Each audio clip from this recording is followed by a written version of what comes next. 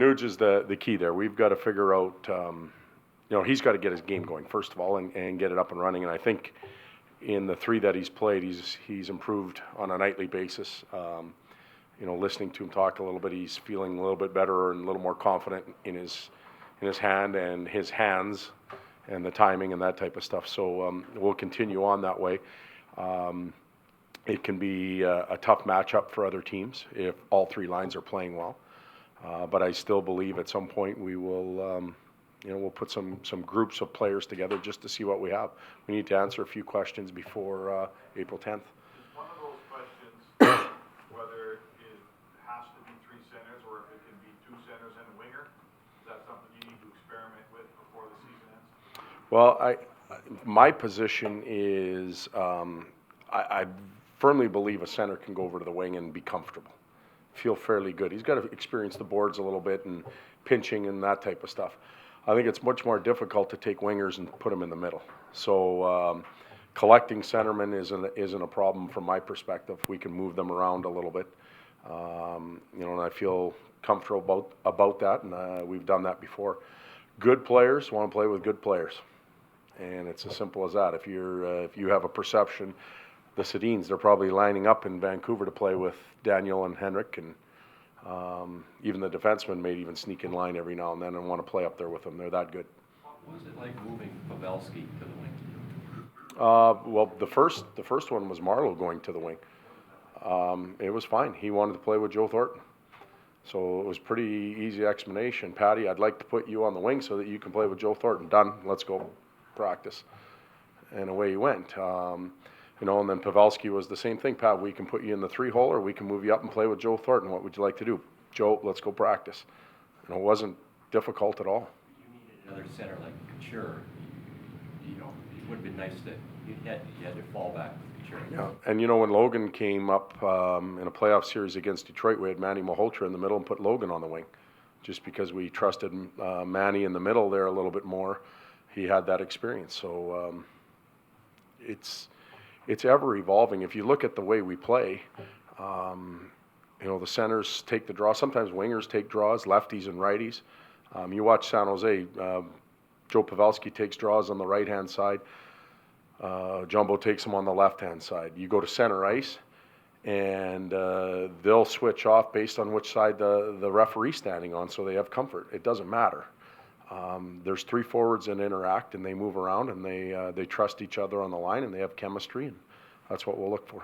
When it comes to your power play, I know you can tell these guys to blue in the face, shoot the puck, go to the net, get a rebound, but until it actually happens, it doesn't resonate until then. That's when the guys can actually kind of get it, till you get that bounce and you get that rebound. Yeah, proof is in the pudding. You see it, you live it, you believe it a little bit more.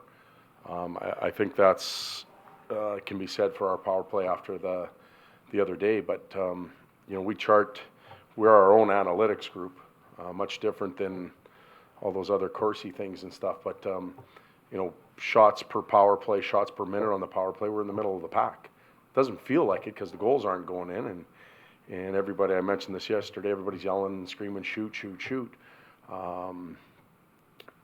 Sometimes the shot's not there. We want them to shoot. We want to be a shooting power play. As soon as we talked about power play at training camp, that was the first things that came out of our mouths.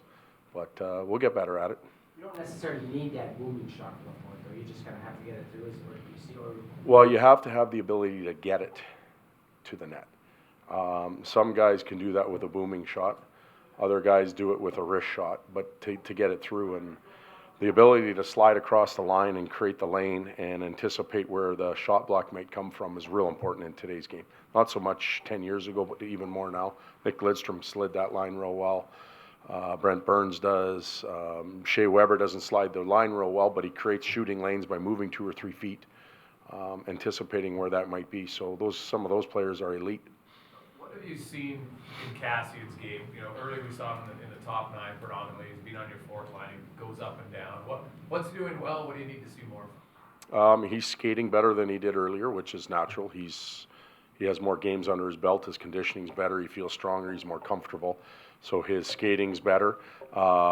There's times where he's very active around the puck and keeping plays alive, and then there's others where you want a little bit more from him. So we're looking for a little more consistency. He's been physical. He stood up for his teammates. You know, he's been able to change momentum in the games. We've tried to work with him on the penalty kill a little bit. Try and take pressure away from the scoring part for him. And I think perhaps the Vancouver people can talk about it. There's probably pressure on him there as a first-round draft pick and play with Daniel and Henrik to score and produce. You know, I don't see him as a big scorer. I don't see him as a 30-goal scorer and doing that type of stuff. I see him grunting it out in the corners and fulfilling that role in a bottom six position more than a top six.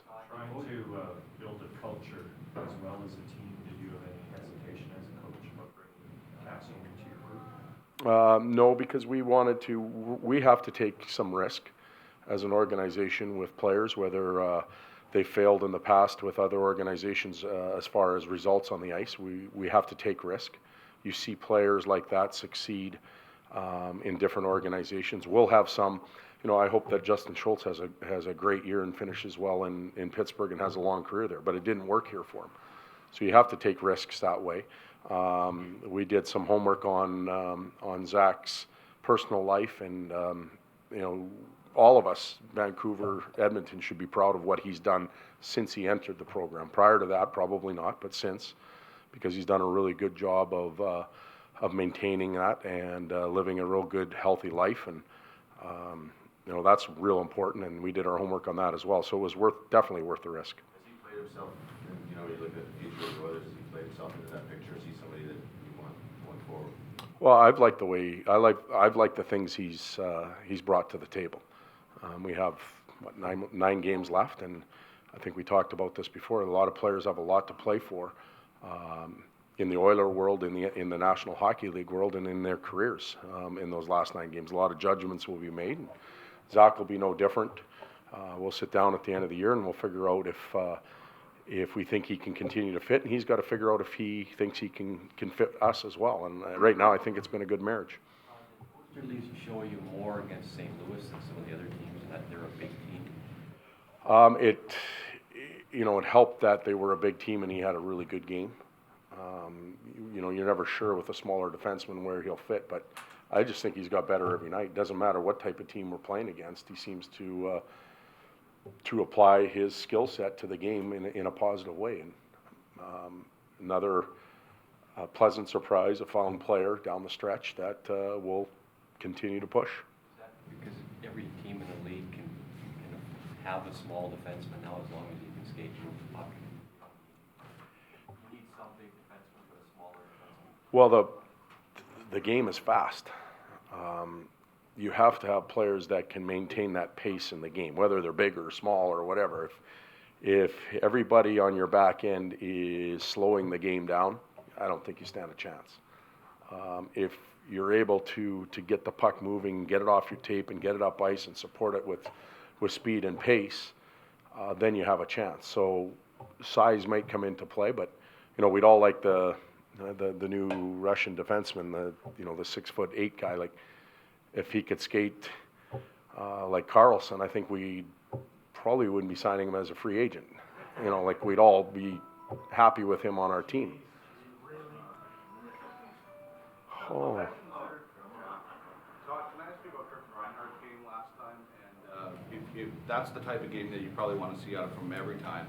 Consistency for a young player, knowing it and doing it are two different things, aren't they? Well, they're smart. They're in the National League. They're fairly mature. Even a 20-year-old, as far as hockey career goes, they know they have to be consistent. How to apply it and how to get it done, I think, is the tough thing. And for younger players, I think they dwell on it a little bit longer. They carry it with them. They question their ability to do it all the time. You know, they're driving home after the game and they're reviewing their night, and maybe it didn't go as well, so it carries forward into practice. I think older players with experience have a tendency to deal with it a little bit better and put it on the side burner and come back and react. But Griffin we're looking for consistency from him, and this has been and will be a good test from now to the end of the year. Just a quick thought on what you're facing. I mean, you spoke briefly about the Sedins, but just what you're facing with the Canucks tonight, the challenges that are there for you. Well, they're in a similar boat to us, where they're trying to continue to lay their foundation down with a number of young players. And those young players have produced lately. You know, the second half of the year, Horvats and those type of players have been very good. But I still believe that it runs through 22 and 33. And, you know, their ability to cycle and play on their backhands and create time and space for other teammates, that's a huge challenge for our team. We've worked real hard all year to play better in our zone, and they're going to test it tonight for sure.